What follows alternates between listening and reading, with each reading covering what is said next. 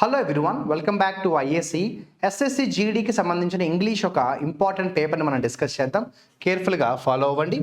ఈ పేపర్ మనం SSC GD paper number 100గా చూడొచ్చు.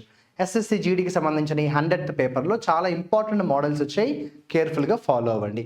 క్వశ్చన్ నెంబర్ 1 మనం కానీ చూసినట్టయితే ఫస్ట్ క్వశ్చన్ ఒక వొకాబులరీ మీద బేస్ అయి ఉన్న క్వశ్చన్గా చెప్పచ్చు. వాళ్ళు ఏమడిగారంటే select the correct spelling of the incorrectly spelled word అన్నారు. ఒక రాంగ్ వర్డ్ ఇచ్చారు, దానికి రైట్ వర్డ్ ఏంటో ఫైండ్ అవుట్ చేయమన్నారు. అటువంటిప్పుడు మీరు డైరెక్ట్గా ఆప్షన్స్లోకి వెళ్ళిపోండి. మీరు చూసినట్టయితే ఇక్కడ వెరైటీ అన్న వర్డ్ కనిపించింది. This is the right spelling and this is the wrong spelling. Variety spelling కరెక్ట్గా చెక్ చేసుకోండి. నెక్స్ట్ క్వశ్చన్ చూసినట్టయితే సెంటెన్స్ ఇంప్రూవ్మెంట్. ఒక సెంటెన్స్ ఇచ్చారు, అందులో ఒక పార్ట్ని అండర్లైన్ చేశారు. అండర్లైన్డ్ పార్ట్ని ఇంప్రూవ్ చేయమని అడిగారు. చూద్దామా. The bombastic tycoon was reduced to a quiver wreck. ఎప్పుడైనా కూడా మీరు గమనిస్తే ఇక్కడ రెక్ అనేది ఏంటంటే నౌన్. మరి నౌన్ ముందు ఎవరు ఉండాలి? యాడ్జెక్టివ్ ఉండాలి. నౌన్ ముందు ఎవరు ఉండాలి? యాడ్జెక్టివ్ ఉండాలి.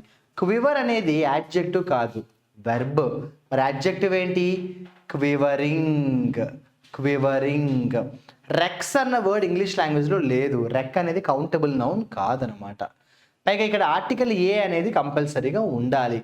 టు ఏ క్వివరింగ్ రెక్. రెక్ అంటే ఒక నాశనం, దారుణమైన సంఘటన. క్వివరింగ్ అంటే భయాన్ని కలిగించే అనమాట. వణుకు పుట్టించే అంటాను, చూసారా? టు ఏ క్వివరింగ్ రెక్. ఓకేనా. నెక్స్ట్ క్వశ్చన్ కేర్ఫుల్గా ఫాలో అవ్వండి. ఇడియం అడిగారు. వాళ్ళు అడిగిన ఇడియం ఏంటంటే stole the thunder. Of course అది పాస్ట్ టెన్స్లో ఉంది. నార్మల్గా అయితే ప్రెజెంట్ టెన్స్లో ఏముంటుంది? స్టీల్ ద థండర్ అనే ఒక ఇడియం ఉంటుంది. స్టీల్ ద థండర్ అంటే ఏంటంటే అట్రాక్షన్ చేయడం అనమాట. Gathered more attraction. Steal the thunder అంటే ఏంటి? చాలా ఆకర్షించడం అనమాట.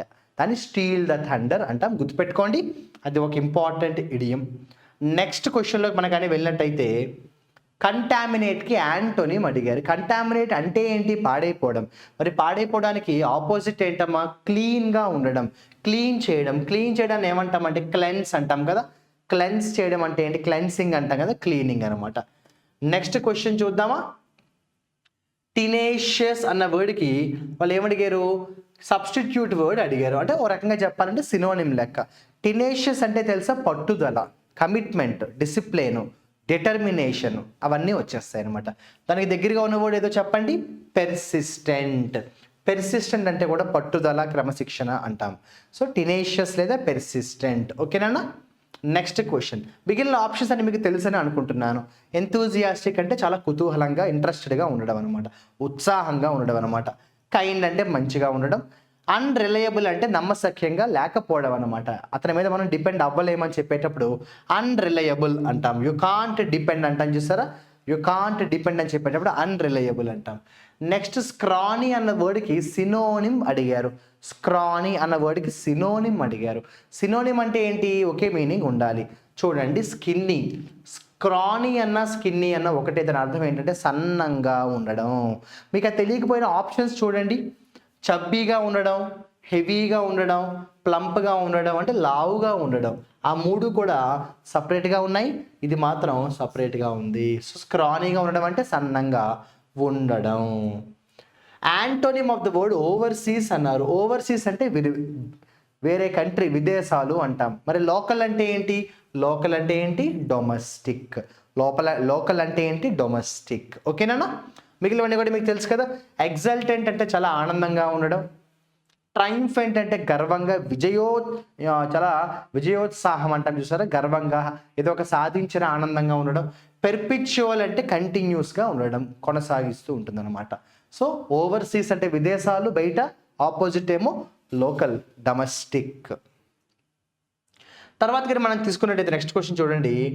Riya must have the dash to. ఎప్పుడైతే ఇక్కడ మస్ట్ హ్యావ్ ద అన్నాడో ఖచ్చితంగా ఇక్కడ నౌన్ అనేది అయితే రావాలి. ఆబ్స్టినేట్ నౌన్ కాదు, యాడ్జెక్టివ్. ఆబ్స్టినేట్ అంటే మొండితనం, అది యాడ్జెక్టివ్, నౌన్ కాదు. Decision. Must have the decision అనము, మస్ట్ టేక్ ద డెసిషన్ అంటాము. డిటర్మినేషన్ అంటే సంకల్పం, పట్టుదల. ఆబ్లిగేషన్ అంటే మొహమాటం.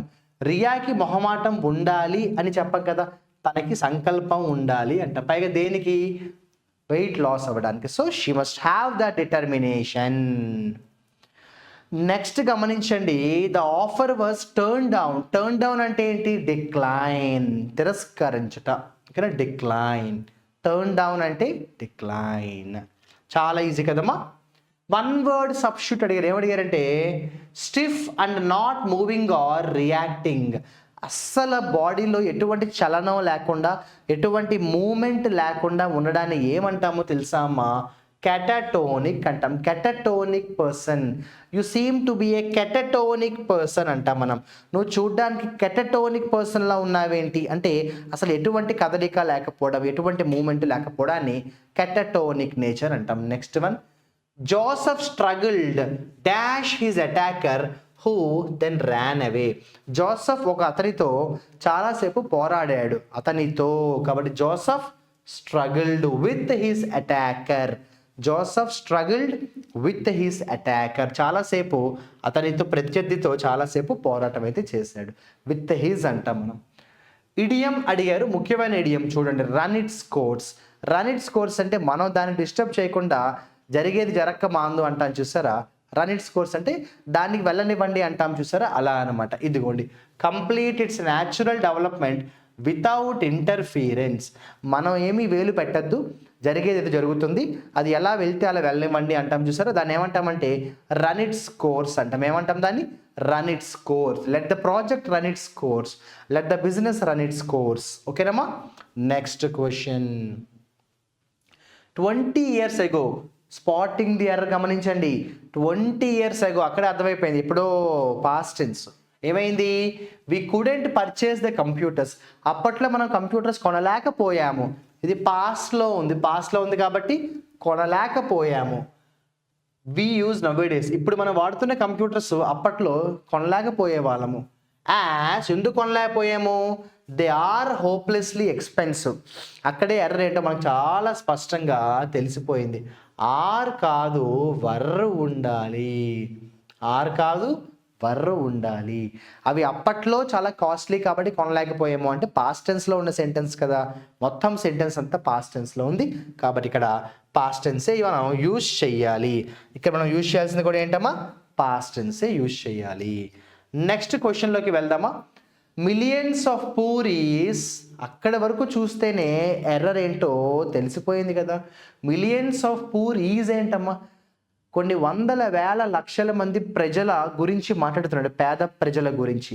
మరి అది ప్లూరల్ కదా, మిలియన్స్ అంటేనే చాలా మంది కదా.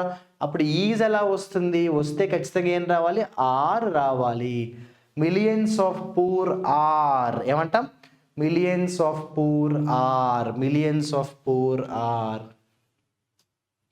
నెక్స్ట్ క్వశ్చన్లోకి వెళ్ళండి. They would have some time to enjoy Diwali late dash home. Prepositions అనే క్లాస్లో మనం ఎప్పుడు నేర్చుకుంటాము. హోమ్కి ప్రిపోజిషన్ ఎప్పుడు కూడా అట్ మాత్రమే రావాలి. ఏమంటాం? At home. ఏమంటాం? At home. నెక్స్ట్ క్వశ్చన్ చూడండి. అక్కడితో గ్రామర్ అలాగే వొకాబులరీ కంప్లీట్ అయ్యాయి. క్లోజ్ టెస్ట్ చూద్దాం. క్లోజ్ టెస్ట్ చూడండి. క్లోజ్ టెస్ట్ చూసి ఎప్పుడు కూడా భయపడకూడదు.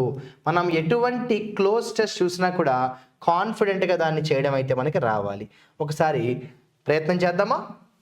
The large scale mobilisation of dash by the Syrian government.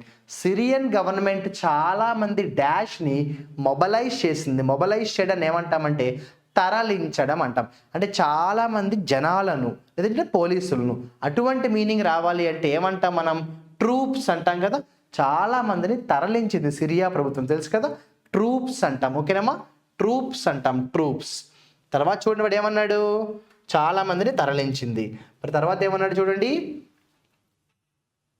Okay, తరలించిన తర్వాత ఏమైంది? And its allies around the north western Idlib province the large major opposition held enclave has led to dash.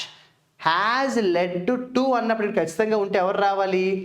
Noun అయితే రావాలి. Think అనేది noun కాదు, navigate అనేది noun కాదు, రెండు కూడా వెర్బులు, క్రియలు. హ్యాస్ లెడ్ టు అన్నప్పుడు టు తర్వాత ఏం రావాలి? నౌన్ రావాలి. అంటే లెడ్ టు అన్నాడు, మామూలుగా టు తర్వాత వెర్బ్ వస్తుంది, కానీ హ్యాజ్ లెడ్ టు అంటే దానికి కారణమైంది అంటున్నాడు. దేనికైతే కారణమైంది అని మనం చెప్తున్నాము అక్కడ నౌన్ రావాలి కాబట్టి హ్యాజ్ లెడ్ టు డాష్. రిస్క్కి కారణమైందంటామా, ఇక్కడ ఎప్పుడైతే అబౌట్ ఇచ్చాడో ప్రిపోజిషన్ అబౌట్కి స్పెక్యులేషన్ రావాలి. స్పెక్యులేషన్ అంటే ఎన్నో రకాల సందేహాలు. So has led to speculation, has led to speculation about అంటే ఏమంటాం మనం, has led to speculation about, అనుమానం. అంటే ఇక్కడ మీరు గమనిస్తే మనం క్లోజ్ టెస్ట్లో ఏం చేస్తున్నామంటే ప్రిపోజిషన్స్ యొక్క హెల్ప్ కూడా తీసుకున్నాం. స్పెక్యులేషన్ అబౌట్ అంటాం. నెక్స్ట్ చూడండి, దేనికోసం సందేహాలు మొదలయ్యే అనుమానాలు, ఇమ్మినెంట్ అటాక్, సడన్గా అటాక్ రావచ్చేమో. As well as calls to avoid a humanitarian dash. Humanitarian dash, humanitarian అనేది అడ్జెక్టివ్, డాష్ అంటున్నాడు. హ్యుమానిటేరియన్ సాల్వేషనా, రీక్లమేషనా, విండికేషనా, కెటాస్ట్రోఫా, వినాశనం. వినాశనాన్ని ఇంగ్లీష్లో కెటాస్ట్రోఫ్ అంటాము. అది అలా కాకుండా తప్పించుకోవడాన్ని, ప్రతీకారం తీసుకోవడాన్ని విండికేషను. రీక్లమేషన్ అంటే పోయిన దాన్ని మళ్ళీ అంటే ఇది నాది అని ఇది నాది అని చెప్పడం, తిరిగి పొందడం. ఇలా చాలా సింపుల్గానే ఉన్నాయి, కానీ ఇక్కడ కొంతవరకు మీకు క్లోజ్ టెస్ట్ దేని గురించి మాట్లాడుతున్నాడు కాంటెక్స్ట్ తెలిస్తే ఇంకా అడ్వాంటేజ్. ఓకేనమ్మా, ఇక్కడ వినాశనం గురించి వాడు మాట్లాడుతున్నాడు. కెటాస్ట్రోఫ్ అంటే వినాశనం. తర్వాత నెక్స్ట్ క్వశ్చన్ ఎక్కడుంది మనకి, 79 ఇక్కడ ఉంది చూడండి. Russia, the Syrian regime's main backer, has launched military dash. Russia ఏం చేసింది, మిలిటరీ డాష్ని లాంచ్ చేసింది. అంటే మిలిటరీ ఆపరేషన్స్ని లాంచ్ చేసింది. మరి ఆపరేషన్స్కి దగ్గరగా ఉన్న పదం ఏంటో చెప్పండి, మిలిటరీ మ్యానోవర్స్. మ్యానోవర్స్ అంటే ఎక్సర్సైజ్ లెక్క, మ్యానోవర్స్ అంటే ఆపరేషన్స్ లెక్క. సో మిలిటరీ మ్యానోవర్స్ అంటే అర్థం ఏంటి, మిలిటరీ ఆపరేషన్స్.